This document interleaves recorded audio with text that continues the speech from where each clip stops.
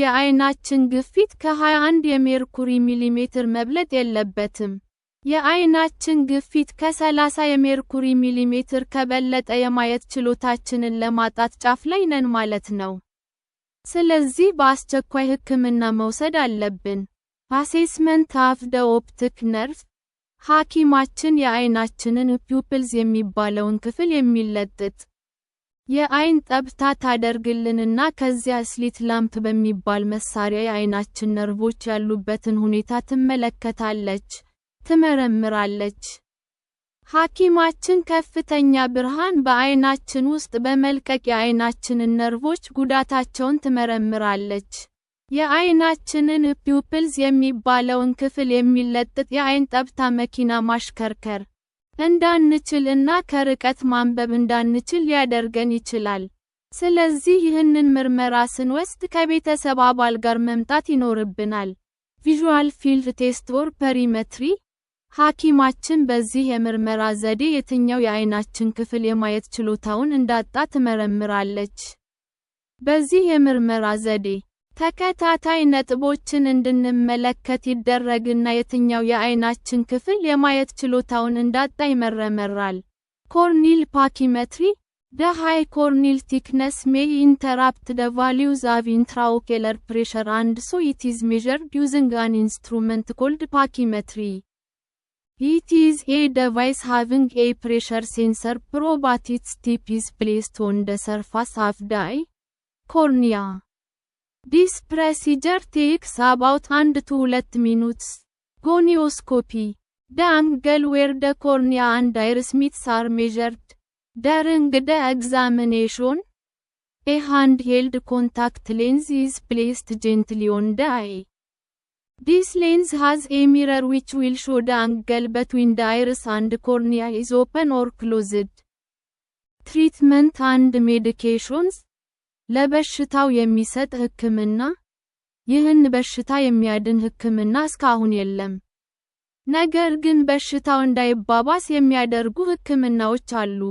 የዚህ በሽታ ሕክምና ዋነኛው ዓላማ አይናችን ውስጥ የሚከሰተውን ከፍተኛ ግፊት መቀነስ ነው።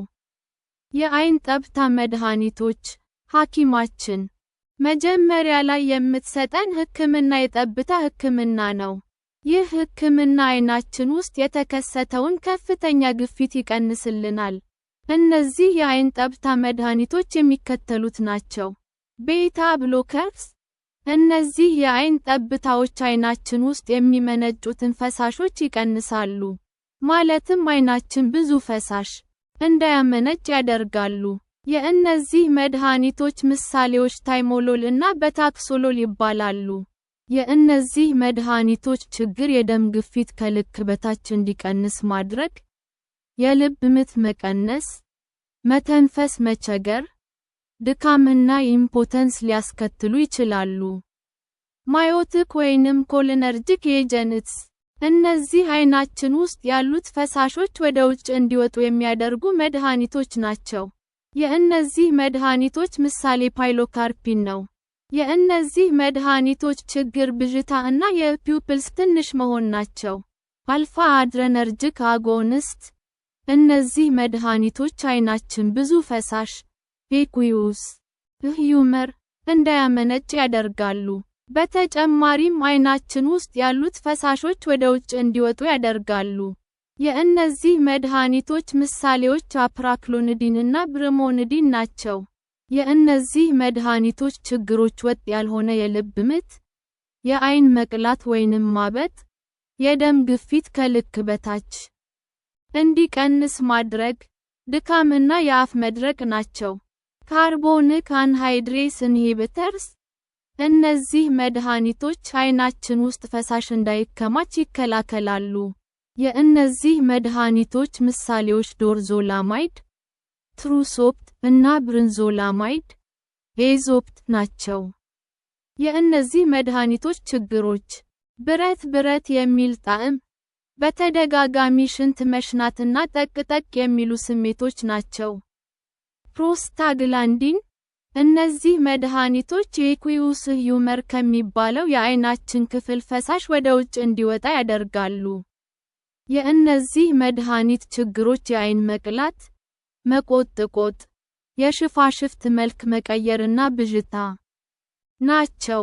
የእነዚህ መድኃኒቶች ምሳሌዎች ላታኖፕሮስት፣ ብማቶፕሮስት፣ ዛላታን፣ ሉምጋን፣ ትራቫታን ዜድ እና ሬስኬላ ናቸው። ሃይፐሮዝሞቲክ ኤጀንትስ እነዚህ መድኃኒቶች ከፍተኛ የዓይን ውስጥ ግፊት ላለባቸው ሰዎች በሽታው የማይስተካከል የዓይን ችግር ከማስከተሉ በፊት በአስቸኳይ የሚሰጡ መድኃኒቶች ናቸው። የእነዚህ መድኃኒቶች ምሳሌዎች ግሊሰሪን እና አይሶሶርባይድ በአፍ የሚዋጡ ሲሆን ማኒቶል እና የሪያ ደግሞ በደም ቱቦ የሚሰጡ ናቸው። የቀዶ ጥገና ሕክምና መድኃኒቶች ብዙም ውጤታማ ካልሆኑ ወይንም የሚያስከትሉት ተጓዳኝ የጤና ችግሮች ከባድ ሲሆኑ የቀዶ ጥገና ሕክምና አስፈላጊ ሊሆን ይችላል። ሌዘር ሰርጀሪ፣ የጨረር ቀዶ ጥገና ሕክምና፣ ይህ ዘዴ በጣም ውጤታማና የተለመደ የቀዶ ጥገና ሕክምና ነው። በዚህ ሕክምና ሐኪማችን ዓይናችንን የሚያደነዝዝ የዓይን ጠብታ መድኃኒት ታደርግልንና ከዚያም የተለየ ሌንስ ዓይናችን ላይ ታደርጋለች። ከዚያም ጨረር ወደ ዓይናችን እየለቀቀች የቀዶ ጥገና ሕክምናውን ታከናውናለች። እንደዚህ በሽታ አይነት መሰረት የቀዶ ጥገና ሕክምናውም የተለያየ ነው። እነዚህም አርጎን ሌዘር ትራቤኪሎፕላስቲ ማለት ይህ ሕክምና የሚሰጠው ፕራይሜሪ ኦፐን አንግል ግሉኮማ (ፖግ) ለሚባለው የዚህ በሽታ አይነት ነው። በዚህ የሕክምና ዘዴ ሐኪማችን የተደፈኑ የዓይናችን ፈሳሽ ማስወገጃ ቱቦዎችን ጨረር በመጠቀም ትከፍታቸዋለች። አንዳንዴ ከዚህ ሕክምና በተጨማሪም መድኃኒቶችንም መውሰድ ሊያስፈልግ ይችላል። ሰሌክቲቭ ሌዘር ትራቤኪሎፕላስቲ (ኤስኤልቲ) ይህ ሕክምና የሚሰጠው ፕራይሜሪ ኦፐን አንግል ግሉኮማ (ፖግ) ለሚባለው የዚህ በሽታ አይነት ነው። ይህ ሕክምና የመድኃኒት ሕክምና እና የአርጎን ሌዘር ትራቤኪሎፕላስቲ ማለት ቀዶ ጥገና ሕክምና ውጤታማ ሳይሆኑ ሲቀሩ የሚሰጥ ሕክምና ነው። ቬሪ ሎው ሌቨል ሌዘርስ አር ዩዝድ ቱ ትሪት ስፔሲፊክ ሴልስ ሊቪንግ ዘ አንትሪትድ ፖርሽንስ ኦፍ ዘ ኢንታክት ትራቤኪየለር ሜሽወርክ። ሌዘር ፐሪፈራል ኢሪዶቶሚ (ኤልፒአይ) ይህ ሕክምና የሚሰጠው ኔሮ አንግል ግሉኮማ ለሚባለው የዚህ በሽታ አይነት ነው። ኮርኒያ እና አይሪስ በሚባሉት የዓይን ክፍሎች መካከል ያለው ክፍተት በጣም ጠባብ ሲሆን የዓይን ፈሳሽ እንደ ልቡ መንቀሳቀስ ሲቸገር የሚከሰት በሽታ ነው።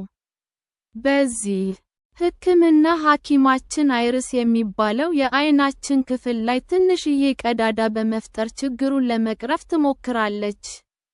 ሳይክሎብሌሽን በዚህ ሕክምና ሐኪማችን የኢኩዌስ ሂውመር የሚባለውን የዓይናችንን ፈሳሽ ምርት ለመቀነስ ስትል ሲሊየሪ ቦዲ ከሚባሉት የዓይናችን ክፍል የተወሰኑትን ታስወግዳለች። ይህም በዓይናችን ውስጥ ያለውን ከፍተኛ የፈሳሽ ግፊት ይቀንሳል። ትራቤኪዩሌክቶሚ በዚህ ሕክምና ሐኪማችን ስክለራ በሚባለው የዓይናችን ክፍል ውስጥ ቀዳዳ በማበጀት ዓይናችን ውስጥ የተከማቸው ፈሳሽ እንዲወጣ ታደርጋለች። ይህ ሕክምና የዓይናችንን ኳስ አይለጥጥም። ፕሬቬንሽን በሽታው እንዳይዘን መከላከያ ዘዴ ይህንን በሽታ ለመከላከል የሚከተሉትን ነገሮች መተግበር በጣም ጠቃሚ ነው።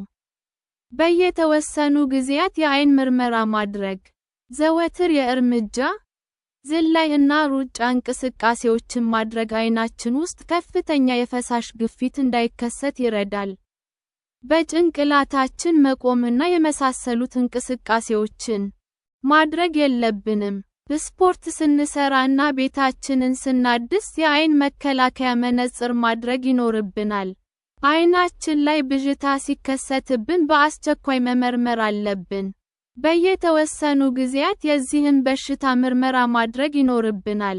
ምግባችን ውስጥ ጨው አለማብዛት፣ ይህ በሽታ ካለብን የደም ግፊት ከፍ የሚያደርጉ እንደ ቡና እና ተመሳሳይ መጠጦችን አለመጠጣት፣ ብዙ ውሃ በአንድ ትንፋሽ አለመጠጣት፣ ቀይ ወይን፣ አረንጓዴ ሻይ እና ጥቁር ቸኮሌት ብዙ አለመውሰድ። ኦሜጋ 3 እስከ ፋቲ አሲድስ በብዛት ያለባቸውን ምግቦች በብዛት